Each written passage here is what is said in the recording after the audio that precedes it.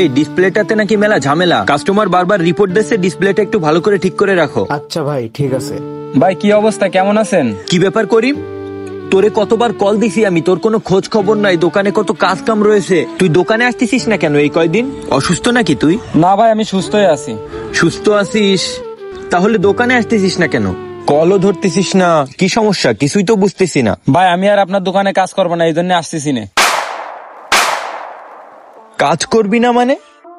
তুই কি আমার উপর রাগ করছিস? আমার নামে কেউ কিছু বলছে তোর কাছে? না ভাই, কেউ কিছু বলে নাই। কেউ কিছু বলে নাই, অথচ তুই কাজে আসতেছিস না, কাজে ফাঁকি দিচ্ছিস।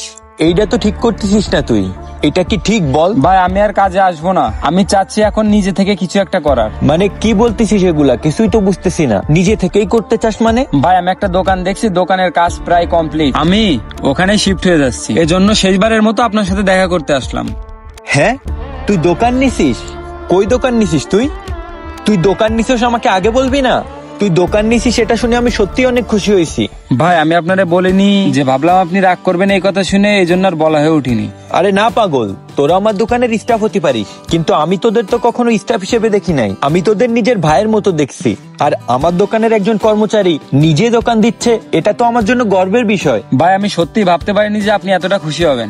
আর আমি আপনার হাত ধরে আমি কাজ শিখেছি, তাই আপনি আমার জন্য একটু দোয়া করেন যাতে আমার দোকানটা ভালো চলে। দোয়া তো আমি অবশ্যই করি, তুই ভালো কিছু কর এটাই আমি চাই। শোন, তুই কিন্তু একজন ভালো মেকানিক, তুই সৎ থেকে ব্যবসাটা করি, তাহলে তোর ব্যবসায় এমনি উন্নতি হবে। আর শোন, দোকানটা কোথায় নিছিস তুই? দোকানটা কিন্তু ভালো পজিশনে নিস, যেখানে লোকজন চলাফেরা করে, না হলে কিন্তু ব্যবসায় অনেক ক্ষতি হয়ে যাবে তোর। না ভাই, ভালো পজিশন মতোই নিয়েছি। শোন, ব্যবসা করতে গেলে পজিশন কিন্তু অনেক ম্যাটার করে।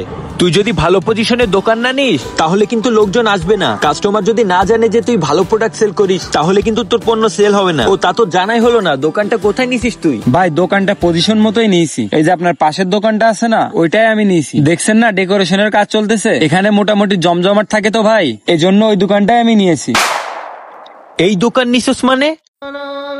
আর মার্কেটওয়ালাও বা কেমন? তার সাথে তো আমার কথা ছিল যে এই মার্কেটে শুধুমাত্র একটা মোবাইলের দোকান থাকবে, আর সেটাও আমার দোকান। আর সে আমাকে না বলে আমার পাশের দোকান ভাড়া দিয়ে দিল, তাও আমারই কর্মচারীর কাছে। আসলে ভাই দোকানটা আমি নিইনি, আপনার ওই যে ভাই ব্রাদার আছে না শামসুর, ওই দোকানটা নিয়ে দিয়েছে আমারে। তাকে আমি কিছু পকেট খরচ দিয়ে দিছি, এই জন্যই সে আমার কাজটা করে দিয়েছে। শামসুর মানে আমার বন্ধু শামসুর?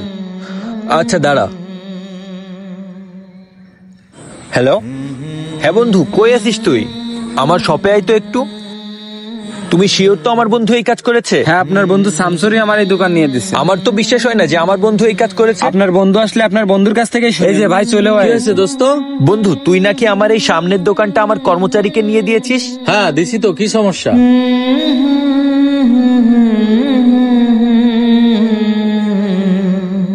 বন্ধু, তুই এরকম একটা কাজ করলি, আমাকে একবার বলার প্রয়োজন মনে করলি না? না, বলার প্রয়োজন মনে করিনি। ও আমারে টাকা দিছে, আমি করে দিছি।